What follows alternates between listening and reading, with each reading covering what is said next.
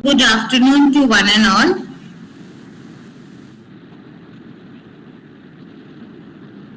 We'll continue with what we left with in the last class.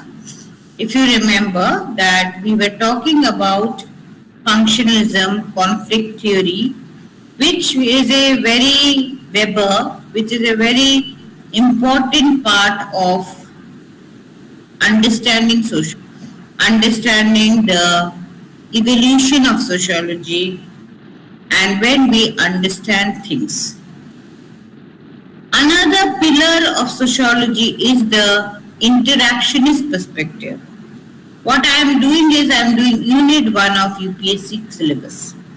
So although I will do mid and others in detail later on when we come to the theoretical perspective. So let me just talk about the interactionist perspective before we go ahead. So what does the interactionist perspective talk about is it focuses on individuals.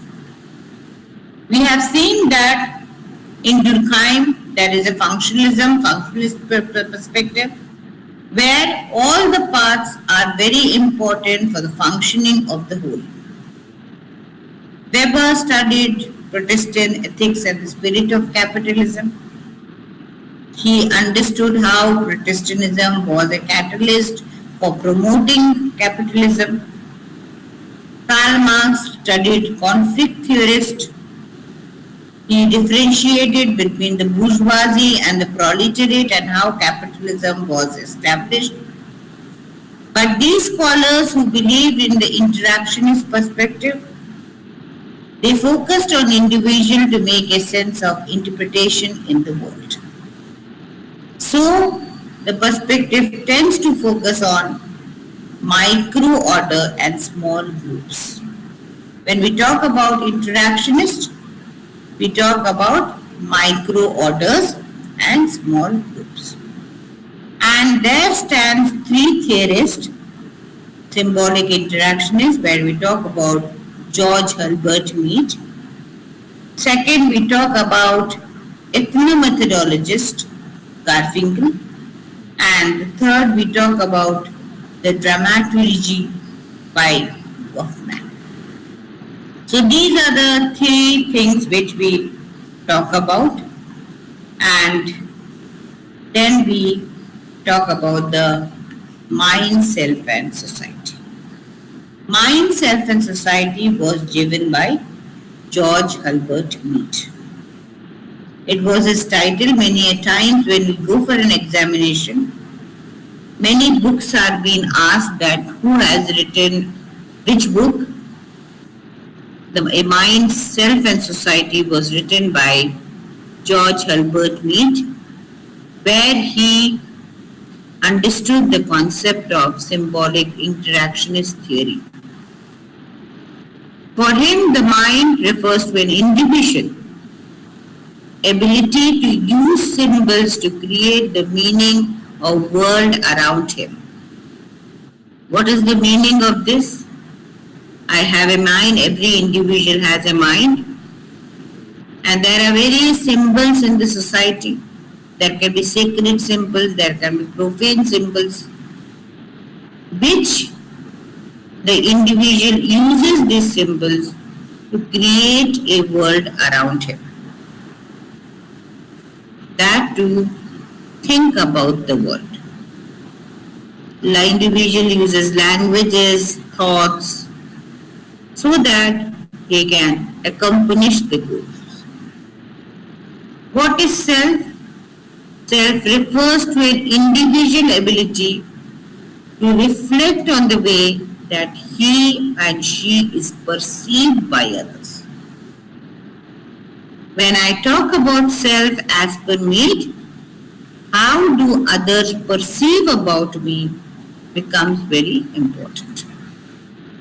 And finally, Mead talks about society, and which Mead is talking about where all these interactions are taking place. First, I have a language, I have a thought, I have a goal which by which the language and thought I try to accomplish the goal, as well as I also have the ability to feel that how people perceive me, as well as I also, through my interactions taking place, society works.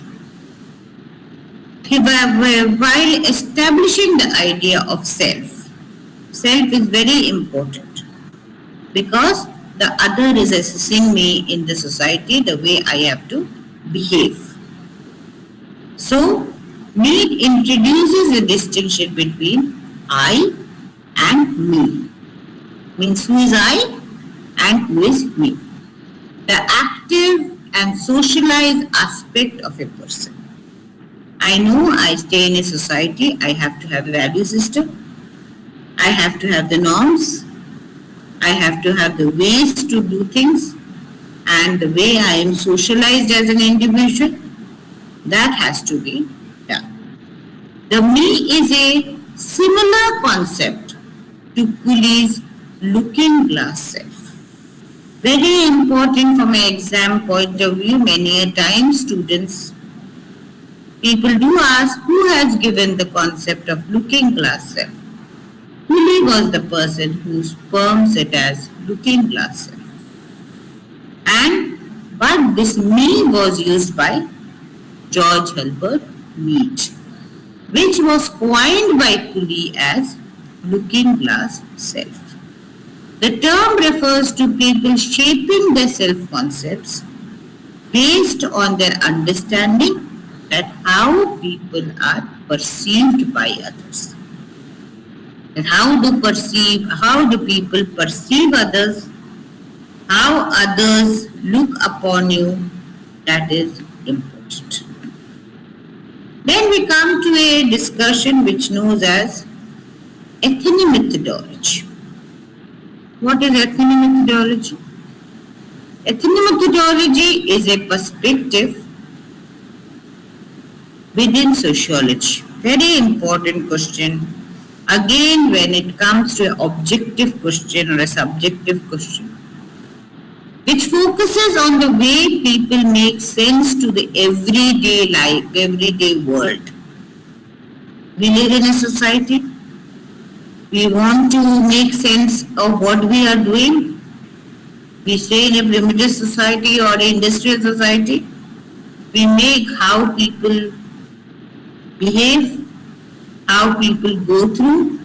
That is a sense of everyday world. People are seen as rational actors, but employ practical reasoning rather than formal logic to make sense and function in the society.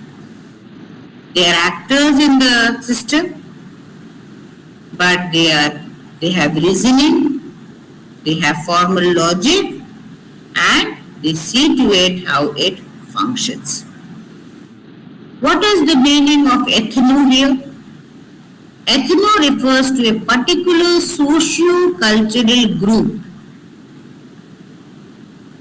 which we study in society, and localized community, any community which we want to study.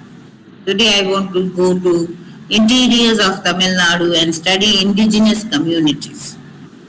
I want to study the tribal community of Toda, which is there in Tamil Nadu.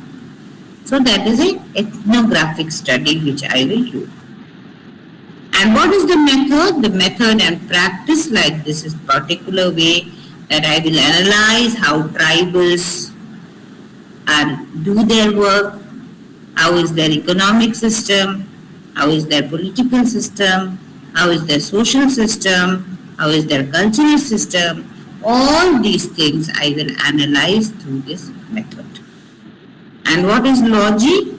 Any subject which has a logic is a systematic description of methods and practices. And what are the methods employed? What are the practices done in which it functions?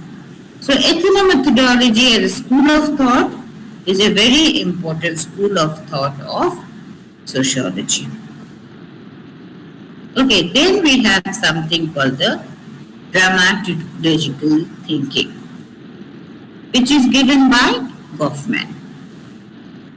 So, as a society, as we are talking about individuals, as we are talking about interactionists, we talk about social interactions, that how people live, how people act, how people perform in the stage, and it is very much like a drama, that how you have to perform in the society. The analysis offers to look upon the concept of status and role, very basic concepts of sociology. What is status and what is role? Whatever position you occupy is your status. You can have a status of a father, you can have a status of a son, you can have a status of you can have a designation. And rule. Rule is being a father, being a husband, being a wife, being a daughter. That is your rule. Status is your position. Rule is what is being performed. The status is like a part you play, and the rule serves the script.